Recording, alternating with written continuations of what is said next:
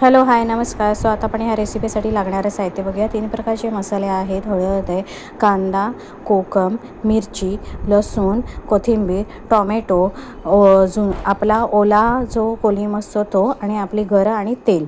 मग आता आपण तेलामध्ये मस्तपैकी आपण लसूण परतून घेऊया. तेलातच कांदा आणि मिरची टाकून आपण परतून घ्यायचं आहे. परतून झाल्यानंतर तो छानपैकी लाल झाला की त्याच्यामध्ये आपण हळद, तिखट, मीठ, जिरेपूड हे सगळं साहित्य त्याच्यामध्ये टाकायचं आहे, जेणेकरून त्या तेलामध्ये मस्तपैकी त्याला सुवास येईल. आणि हे जर हे झालं की मग त्याच्यामध्ये आपण टाकणार आहोत जो ओला आपण भिजवलेला कोलिम. तो कोलिम टाकला की तो छानपैकी आपण तेलामध्ये आणि मसाल्यामध्ये परतून घ्यायचा. तो परतून झाल्यानंतर मग आपण त्याच्यामध्ये आटल्या टाकायच्या, ज्या शिजवलेल्या असतात त्या शिजवलेल्या आटल्या आपण टाकायच्या आणि मस्तपैकी परतून घ्यायचं.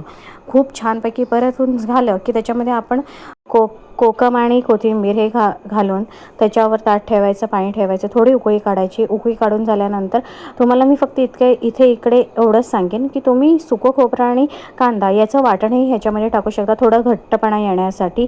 ही रेसिपी कोलम आणि आटल्याची भाजी तुम्ही भाकरी किंवा चपातीसोबत खाऊ शकता. रेसिपी आवडली असेल तर चॅनलला सबस्क्राईब करा, शेअर करा, कमेंट करा. Thank you so much.